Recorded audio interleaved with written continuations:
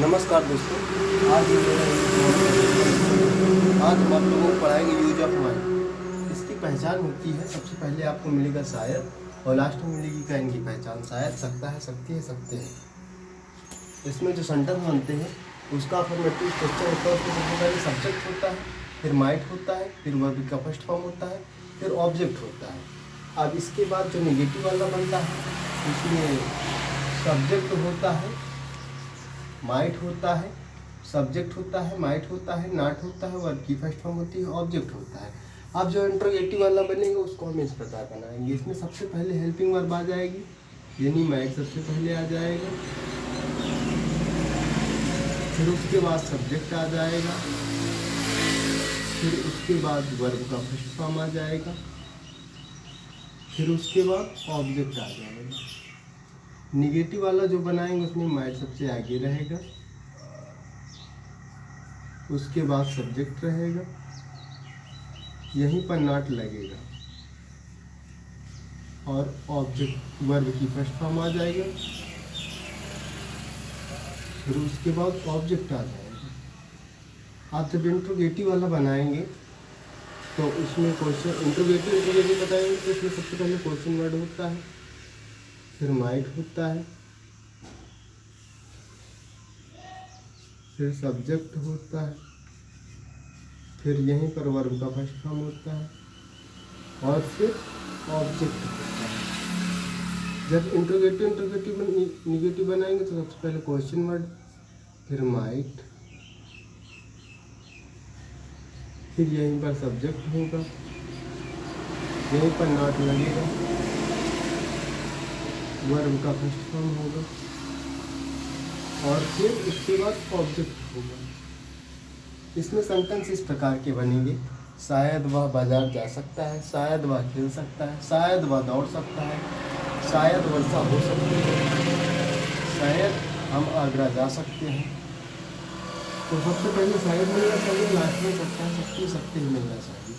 जैसे देखिए सेंटेंस इस प्रकार बनेगा, शायद आज वर्षा हो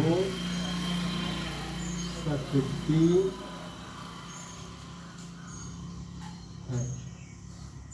तो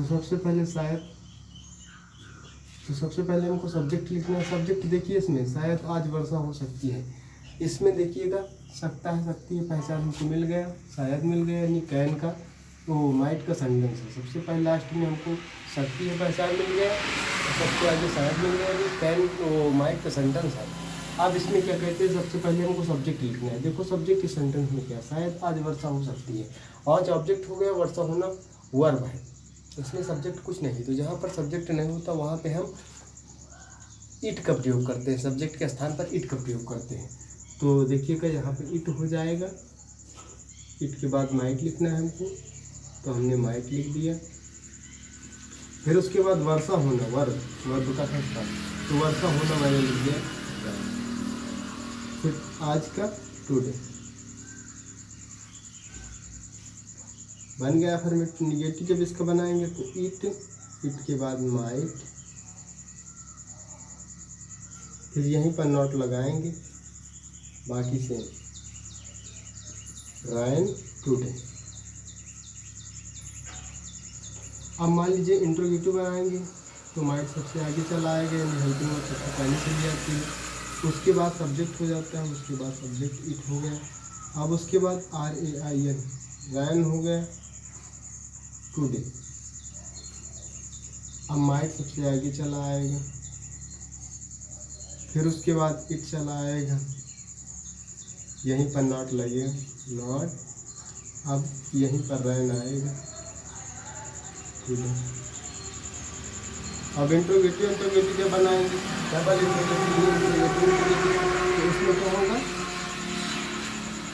क्वेश्चन वर्ड आ जाएगा। क्वेश्चन वर्ड मैंने ले लिया व्हाई, उसके बाद फिर माइट, तो चलो मैंने माइट लिख दिया।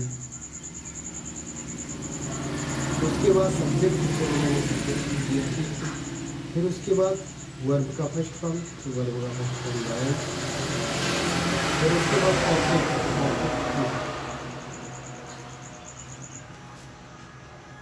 आप जब इंट्रोगेटिव निगेटिव बनाएंगे तो सबसे पहले क्वेश्चन मार्क, फिर उसके बाद माइट, फिर उसके बाद ईटो।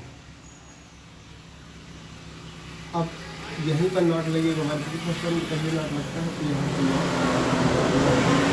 अब इसके बाद वर्षा होगा, वर्षा होना क्या होगा, रैन। उसके बाद आज का टुडे बन गया भाई आपका सेंटेंस। ऊपर वाले का अर्थ क्या होगा, आज वर्षा हो सकती है, शायद आज वर्षा हो सकती है। नीचे वाले का शायद आज वर्षा नहीं हो सकती है। फिर 3 नंबर का, तीसरे नंबर का क्या शायद आज वर्षा हो सकती है। चौथे नंबर का क्या शायद आज वर्षा नहीं हो सकती है। 5वें नंबर का शायद आज वर्षा क्यों हो सकती है। 6वें नंबर का शायद आज वर्षा क्यों नहीं हो सकती है।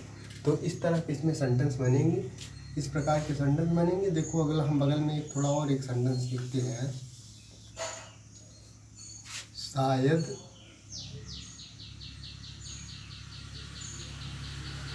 वह घर आ सकता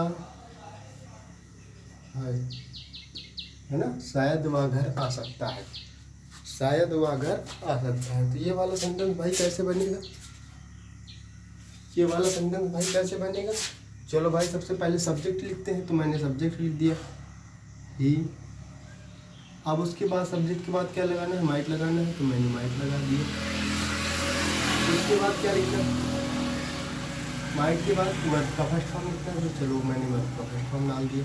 अब उसके बाद वर्ब का फर्स्ट फॉर्म हो गया। अब उसके बाद ऑब्जेक्ट, तो ये घर ऑब्जेक्ट है, घर का मैंने लिख दिया हाउस। लेकिन कहीं आने कहीं जाने के लिए टू लगाते हैं, प्रीपोजिशन टू लगाते हैं, तो मैंने प्रीपोजिशन टू लगा दिया। अब इसका निगेटिव बनाएंगे तो ही, इसके बाद माइट, अब यहीं पर नॉट लगेगा। अब उसके बाद कम टू हाउस, है ना। अब माइट पहले चला आएगा इंट्रोगेटिव में, फिर उसके बाद ही, फिर कम टू हाउस, है ना। फिर क्वेश्चन वर्ड पहले माइट पहले चला आएगा, फिर ही। अब यहीं पर नॉट लगेगा, नॉट कम टू हाउस, है ना। फिर क्या कहते हैं, क्वेश्चन वर्ड आ जाएगा, क्वेश्चन वर्ड से क्या क्या आ जाएगा, फिर उसके बाद माइट आ जाएगा, फिर ही कम टू हाउस। फिर क्या होगा, यही वर्ड की फर्स्ट फॉर्म पहले नॉट लगेगा, बाकी सेम बनाना है। तो वाई के बाद माइट, यहाँ तक तो सेम बनाना है। अब यहीं ही भी सेम लिखना है, उसके बाद यहीं पर नॉट लगेगा, फिर कम टू हाउस सेम रहेगा। देखिए ऊपर वाले सेंटेंस का अर्थ होगा शायद वह घर आ सकता है। नीचे वाले यानी 2 नंबर का अर्थ होगा, इसका अर्थ होगा शायद वह घर क्यों आ सकता है, शायद वह घर नहीं आ सकता है। तीसरे नंबर का क्या होगा, क्या शायद वह घर आ सकता है। चौथे नंबर का क्या शायद वह घर नहीं आ सकता है। 5वें नंबर का शायद वह घर क्यों आ सकता है। 5वें नंबर का क्या होगा, शायद वह घर क्यों आ सकता है, क्योंकि वाई लिखा है ना, वाई की हिंदी क्या होती है, क्यों। अब इसके बाद 6वें नंबर का इस वाले सेंटेंस का अर्थ क्या होगा, शायद वह घर क्यों नहीं आ सकता, क्योंकि इसमें वाई भी लगा है, नॉट भी लगा है, तो यानी इंट्रोगेटिव निगेटिव सेंटेंस है ना। तो इसमें क्या होगा, शायद वह घर क्यों नहीं आ सकता। एक सेंटेंस और देखते हैं भाई, थोड़ा जगह नीचे बची हुई है, इसलिए एक सेंटेंस इसमें और देख लेते हैं। शायद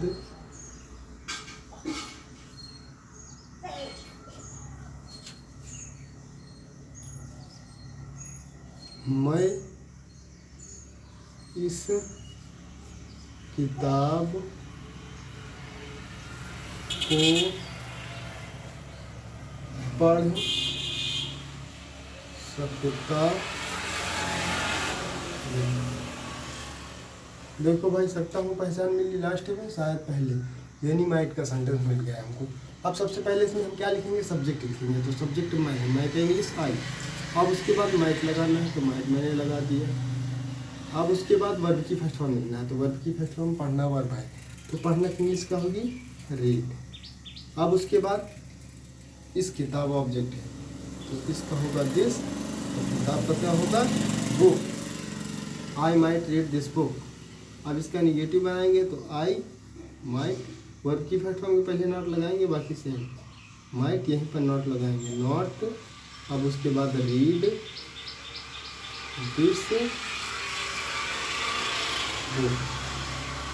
फिर सबसे पहले माइट आ जाएगा इंट्रोगेटिव सेंटेंस में, आई। अब यहीं पर रीड आएगा, रीड दिस बुक। अब जब इंट्रोगेटिव निगेटिव बनाएंगे तो क्या होगा, वर्ब की फर्स्ट फॉर्म।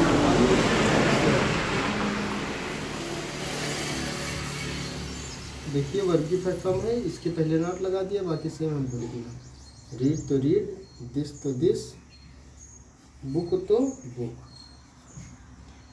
अब इंट्रोगेटिव ये डबल इंट्रोगेटिव, इसमें सबसे पहले क्वेश्चन वर्ड लिखते हैं। क्वेश्चन वर्ड मैंने हाई ले लिया, उसके बाद माई, अब उसके बाद सब्जेक्ट आई, फिर उसके बाद वर्ब, फिर उसके बाद दिस बुक, है ना। अब यहीं पर लगेगा वाई माइट आई। अब यहीं पर नॉट रहेगा, नॉट। फिर उसके बाद रीड दिस बुक। देखिए ऊपर वाले सेंटेंस का अर्थ क्या होगा, मैं इस किताब को पढ़ सकता हूँ, इसमें नॉट लगा है।